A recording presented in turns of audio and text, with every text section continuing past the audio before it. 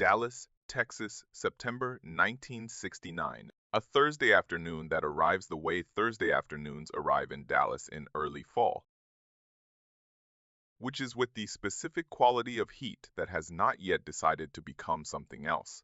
The summer holding on past its reasonable tenure with the particular stubbornness of a Texas September that does not acknowledge calendars. The sun at 3 in the afternoon carrying the flat authoritative weight of a season that intends to finish what it started. The streets of the Oak Cliff neighborhood moving with the specific unhurried energy of a city that operates at its own pace and has never seen a reason to adjust that pace for anyone arriving from somewhere else. The Norris School of Martial Arts on Jefferson Boulevard is a building that does not announce itself. A converted storefront with a hand-painted sign above the door and a window through which, if you stop and look, you can see the specific interior geography of a serious martial arts school. Mirrors along one wall. A heavy bag in the corner showing the particular wear of something that has been hit consistently and with genuine intent over a period of years.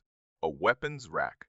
Mats covering the floor in the specific pattern of a space that has been configured for functional training rather than aesthetic impression. The building does not say "look at me."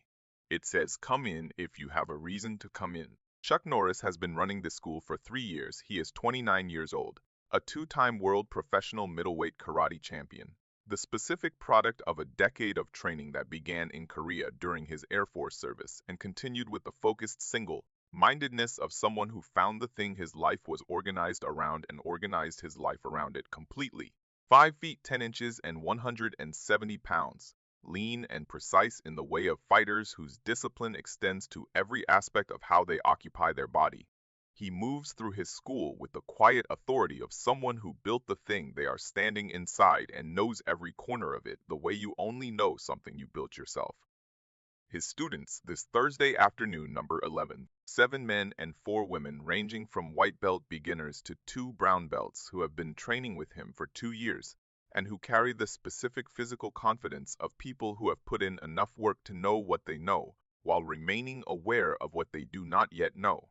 This awareness is something Norris has been deliberate about cultivating. The school has a reputation in Dallas and beyond it for producing students who are technically excellent and personally humble, which in the martial arts world of 1969 is not the most common combination and is therefore the more valuable one. The afternoon training session is midway through its second hour when the door opens. Bruce Lee enters the way Bruce Lee enters any space, which is without announcement and without the specific preparatory energy that most people generate before entering a room. He is there, and then he is inside, and the transition between those two states is so economical that several of the students who are facing away from the entrance do not register it at all. He is wearing dark trousers and a plain gray shirt, and he is carrying a small canvas bag over one shoulder, and he looks like someone who has come to pick up a friend and is not sure if the friend is here yet. He is 28 years old, 5 feet 7 inches and 135 pounds. He and Chuck Norris met the previous year at a karate tournament in Los Angeles, and what began as a conversation between 2 people who recognized something in each other across the specific language barrier of martial arts styles became something that neither of them would easily categorize. Not student and teacher because the dynamic ran in both directions simultaneously. Not rivals because rivalry requires a contested space, and what they occupied together was something more collaborative than that. They exchanged techniques the way serious practitioners exchange techniques, with the specific generosity of people who understand that what you give away does not diminish what you have and may return to you changed into something you did not have before. Norris is at the front of the school working with his 2 brown belts when he sees Bruce Lee in the doorway.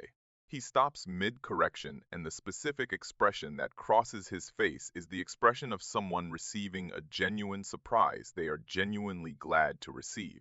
He says Bruce's name. His voice carries across the school with the easy authority of someone accustomed to having their voice carry across the school, and the 11 students turn toward the entrance with the synchronized curiosity of people who have just been given a reason to look.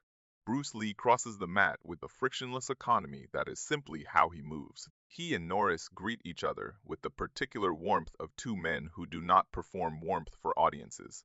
which means the warmth is brief and direct and carries more information per second than a longer performance would. Norris tells him he did not know he was coming to Dallas. Bruce Lee says he was passing through. He says it in the tone of someone for whom passing through a city is a perfectly ordinary reason to stop at a friend's school in the middle of a Thursday afternoon. Norris introduces him to the class. He says that Bruce Lee is one of the most gifted martial artists he has personally encountered. He says this without qualification and without the specific hedging that people employ when they are complimenting someone in a way that could be heard as diminishing themselves.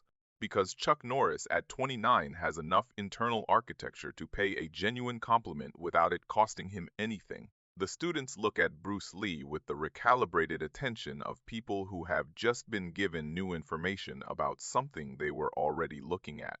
One of them looks with a different quality of attention than the others. His name is Danny Purcell. He is 24 years old, the largest student in the school at 6 feet 2 and 220 pounds. And he has been training with Norris for 18 months, with the focused intensity of someone who came to martial arts after years of competitive football and brought with him the specific physical confidence of an athlete who has spent his formative years being the largest and the strongest person in any given room. He is a brown belt, one of Norris' two most advanced students, and he is genuinely skilled in the specific way of someone who has athletic gifts and has applied serious work to developing them. His technique is sound. His speed is real. In the 18 months he has trained here, he has not been beaten cleanly by anyone in the school, including people who have been here longer than he has. He looks at Bruce Lee with the specific quality of attention of someone who is taking a measurement. The class resumes. Norris runs his students through combinations while Bruce Lee watches from the edge of the mat with the complete attention he gives to everything worth watching. He does not offer corrections. He does not insert himself into the instruction. He stands where he is standing and reads what is in front of him and says nothing while there is nothing that requires saying. It is 40 minutes later, during the free sparring portion of the session, when Danny Purcell approaches the edge of the mat where Bruce Lee is standing. He approaches with the comfortable physical confidence that is simply how he moves. The unconscious assertion of someone who has spent his life arriving at situations in a body that has so far been adequate for every situation he has arrived at. He stops a few feet from Bruce Lee and looks at him with the expression of someone about to say something they have already decided to say. He says that he has a question about technique. He says it to Bruce Lee, but he says it in the specific voice of someone who is asking a question in front of an audience, because the audience is part of the question. He says that he has been watching Bruce Lee's style, and he is wondering how it would hold up against someone with real size and real power, not in the movies, not in a demonstration, but in actual contact against someone who is genuinely trying. He says in the movies the way someone says in the movies when they mean something adjacent to what they are saying.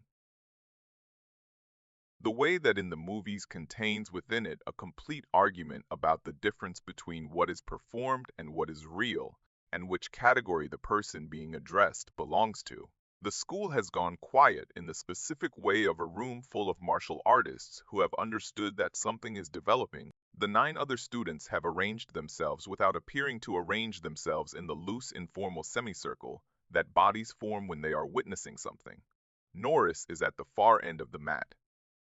He has heard everything. His expression carries the particular quality of someone who is watching a situation with full attention and has made the calculation that intervention is not the right response, and is waiting to see what the situation produces on its own. Bruce Lee looks at Danny Purcell.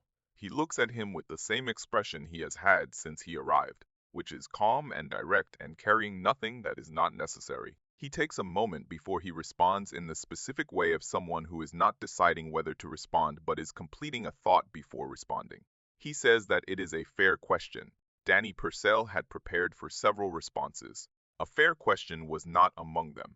He processes this for a moment and then produces the next thing he had prepared to say, which is that maybe they could find out together. He says it with the easy confidence of someone who believes they are offering something that will be declined and is making the offer from the safety of that belief.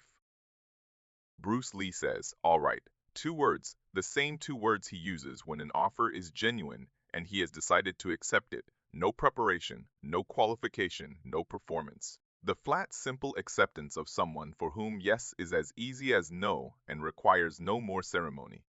Purcell's expression shifts by a small but visible degree. He was not expecting those two words. He reassembles quickly, the reassembly of someone with genuine confidence who is recalibrating without losing the confidence, and he nods and moves to the center of the mat with the loose, purposeful stride of an athlete who is comfortable being watched. Word does not need to pass through this room because everyone in this room is already watching. The 9 remaining students have completed their informal semicircle. Norris has moved to a position near the wall where he can see the full mat, his arms at his sides, his expression neutral with the specific neutrality of someone who is paying very close attention while appearing to pay ordinary attention. Danny Purcell takes his stance at the center of the mat, the stance of someone who has been trained well and knows it. Weight distributed correctly, hands in the right position, the body arranged in the geometry of Norris-style karate readiness that 18 months of serious training has made natural and automatic. He is large, and he is ready, and his expression is the expression of someone who has done this many times and expects to do it well. Bruce Lee walks to the center of the mat. He stops at a distance that is slightly closer than convention suggests, close enough that the size differential is fully present in the space between them. Close enough that 6 feet 2 inches and 220 pounds occupies the immediate field of perception completely. He stands without a stance, arms at his sides. The specific non-arrangement that is not absence of readiness but is readiness of a different and more complete kind. The body available for whatever arrives from whatever direction without being configured for any particular thing, which means it is configured for everything simultaneously. The school is very quiet. Outside on Jefferson Boulevard, a car passes with its radio on country music for 3 seconds and then gone. The heavy bag in the corner hangs motionless. The mirrors along the wall hold the 2 figures at the center of the mat, one large and arranged, one small and still, reflected back to the room at the angle that makes everything simultaneously more and less real. Norris watches from the wall. His breathing is even. His expression has not changed, but his eyes are doing what his eyes do when he is watching something he considers worth watching completely, which is that they are absolutely still while everything else in his face maintains its ordinary composure. Purcell moves first. He moves with the specific committed technique of someone who has put 18 months of serious work into a serious school and is applying that work honestly. His front kick comes with genuine power behind it, the full extension of 220 pounds of athletic young man applying a technique that has worked consistently against every training partner he has faced for a year and a half. It is a real kick, this needs to be stated plainly. It is not a lazy technique or a testing movement or a fraction of effort. It is the genuine application of trained force directed at a specific target by someone who is trying. Bruce Lee is not there when it arrives. He has moved right and forward simultaneously. A displacement of perhaps 8 inches, a movement so small and so complete that it does not look like movement at all, but like an edit, like the space where Bruce Lee was and the space where Bruce Lee now are simply different frames of the same film with the transition between them removed. He has not dodged. Dodging implies distance traveled. What he has done is something more specific, which is to identify the precise line of the incoming force and remove himself from that line by the minimum amount the situation requires, which is 8 inches and no more. Purcell's kick completes itself through empty air. His body, committed fully to the technique, carries its weight forward into the space where a target was and is not, and the specific instability of full commitment meaning nothing is present in his frame for 1/4 of a second while he recovers.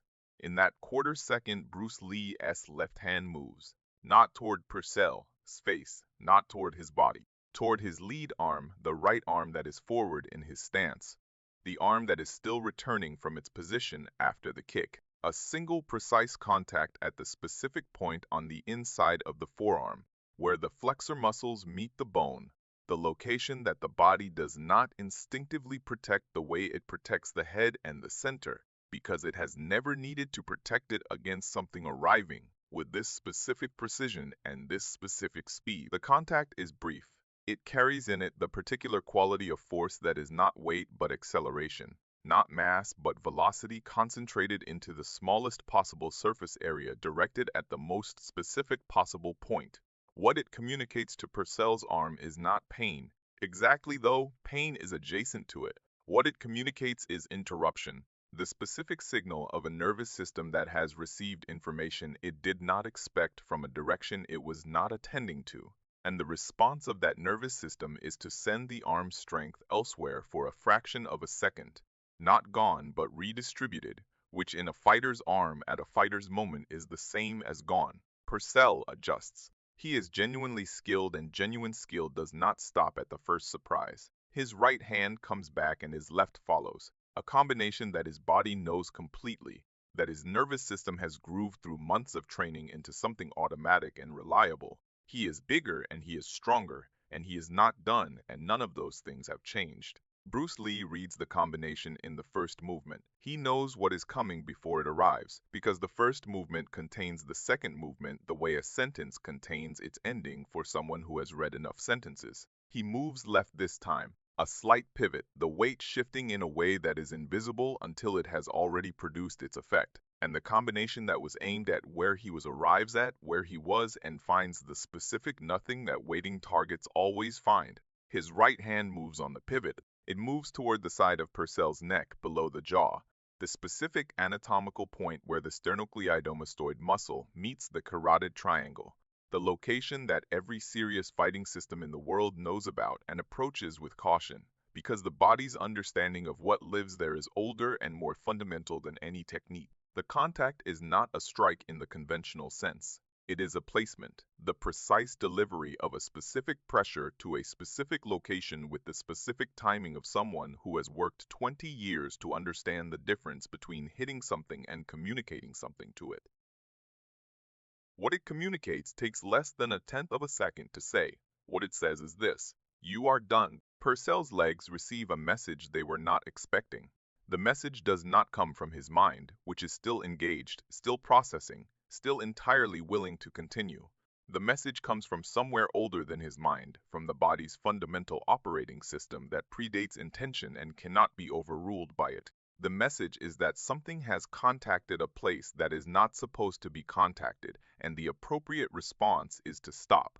His legs honor the message. He goes down to the mat, not a stumble, not a controlled descent, not the trained fall of a martial artist managing a throw, a genuine going down, the full 220 pounds of him arriving at the mat in the specific way that bodies arrive at surfaces when the instruction to remain upright has been interrupted. He catches himself on both hands before his face reaches the mat, and he stays there for a moment on hands and knees, not because he is hurt, not because he cannot get up, but because his body is completing the internal conversation that was begun by Bruce Lee's hand, and the body takes the time it takes. His breathing is steady, his hands are flat on the mat, his head is down. The school does not make a sound. The 9 students and their instructor are very still with the specific stillness of people who have just watched something that their training prepared them to witness, but that their experience had not yet shown them. The specific gap between knowing that a thing is possible and seeing the thing. They are in that gap now. The gap is not comfortable, but it is the most educational place a martial artist can stand, and the best of them know this, even as they are standing in it. Bruce Lee is standing exactly where he was standing when his hand returned to his side, 3 feet from Danny Purcell, who is on his hands and knees on the mat. His expression is what it has been since he accepted the invitation to the center of the mat, which is calm and direct and carrying nothing that is not necessary. He is not watching Purcell with concern. He is not watching him with satisfaction. He is watching him with the neutral, complete attention of someone whose relationship to what just happened is factual rather than emotional. He says, "Take a breath." He says it in the even, unhurried tone he uses for everything. The tone of a teacher, not a victor. The tone of someone who did what the situation required and is now attending to what the situation requires next, which is that the person on the mat returns to standing when the person on the mat is ready to return to standing. Purcell takes the breath. He takes another, his arms push him upright and he sits back on his heels and he looks up at Bruce Lee from that position with an expression. His face has not worn at any previous point in this afternoon, or from the look of it at many previous points in his life. The expression of someone who moved from certainty to the other side of certainty very quickly and is still inside the transition. He pushes himself to his feet, he straightens. He is still 6 feet 2 and still 220 pounds, and the physical facts have not changed. Only his relationship to what the physical facts mean, only his understanding of what they guarantee and what they do not. He looks at Bruce Lee directly and he nods. It is not a word. A nod is sometimes more than a word. This nod is the specific communication of someone who received a lesson in the most honest classroom available and is acknowledging that the lesson was received. Bruce Lee nods back. Once then he steps off the mat. The school reassembles itself around the specific silence that Purcell is still standing inside. The other students begin to find their voices in the way that people find their voices after witnessing something, carefully and one at a time. Norris moves from the wall. He crosses the mat to where Purcell is standing and he says nothing for a moment, standing beside his student in the quiet. Then he says quietly, in the tone he uses when he is saying something he wants a student to keep, "That is why we keep training." He says it without judgment and without the particular pleasure that some teachers would take in the humbling of a confident student. He says it as a fact, the flat, honest delivery of something true. There is always someone who has done the work longer. That is not a threat. That is the reason. Purcell hears this. He nods again. He will be hearing it for a long time. Norris walks to where Bruce Lee has settled near the edge of the mat, has picked up a cup of water from the small table near the wall, and is drinking it with the complete equanimity of someone for whom the last 5 minutes were simply 5 minutes that required a specific thing and the specific thing was done. Norris stands beside him and they look out at the school together in the comfortable way of two men who have been in each other's presence enough to be comfortable in it. Norris says, "You could have not done that." Bruce Lee considers this for a moment. He says he needed to feel it. He says it without apology and without cruelty. The simple clinical statement of someone who has thought carefully about the relationship between knowing something and experiencing something and has reached conclusions that his teaching reflects. You can tell someone where the edge is, he says. They do not know the edge until they have stood at it. Norris is quiet for a moment. He looks at Purcell, who has rejoined the other students and is doing something careful and deliberate with his hands, working through a combination slowly, feeling what his hands are telling him now that they were not telling him an hour ago. Norris watches this with the specific quality of attention of a teacher watching a student change in real time, which is the closest thing to the purpose of all this work made visible.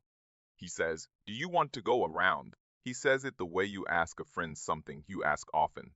The question carrying within it the specific comfortable history of two people who have asked each other this question enough times that the asking is itself a kind of greeting. Bruce Lee looks at him. The corner of his mouth moves in the specific way it moves when he is genuinely amused. He says, "I just got here." Norris laughs. It is a real laugh, brief and complete, the laugh of someone who has known a person long enough to be genuinely funny to them and to receive genuine humor back. He says that next time Bruce Lee decides to pass through Dallas, he should call ahead. He says he will clear the schedule. Bruce Lee says he will think about it. He says it in the tone of someone who will absolutely think about it. The afternoon session continues. Norris returns to his students with the easy authority of someone resuming a thing they are good at, and the school finds its rhythm again around the specific event that happened in its center. Not erasing it, but incorporating it, the way good schools incorporate everything that happens within their walls as information, as material, as the ongoing curriculum that no formal lesson plan contains, but that every serious practitioner carries out of every room they train in.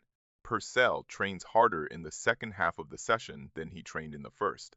His two training partners notice this. One of them will mention it to Norris the following week. Norris will say that this is what is supposed to happen and will not say anything more because nothing more is required. It is 6 in the evening when Bruce Lee picks up his canvas bag from the corner where he left it and says his goodbye to Norris with the same brief directness with which he said his hello.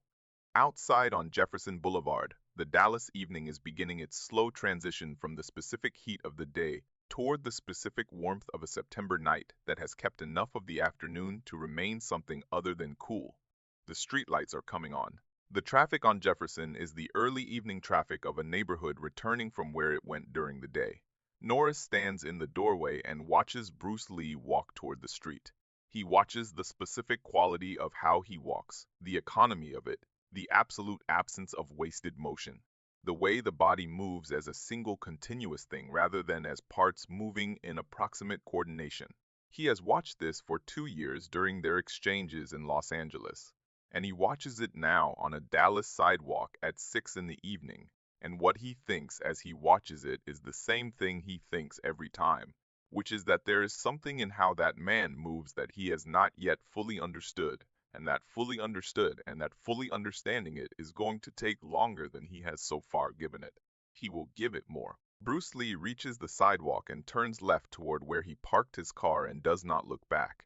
Not because he is being dramatic about not looking back, but simply because looking back is not something the moment requires. The moment requires walking to his car on Jefferson Boulevard in Dallas on a Thursday evening in September, and that is what he is doing.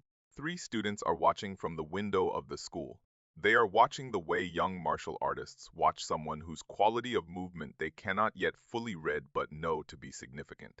Watching with the specific focused aspiration of people who have seen something they want to understand and are taking its image with them into their training, the way practitioners take images into their training, as targets, as questions, as the specific form of motivation that arrives not from being told something is possible, but from seeing it inside the school.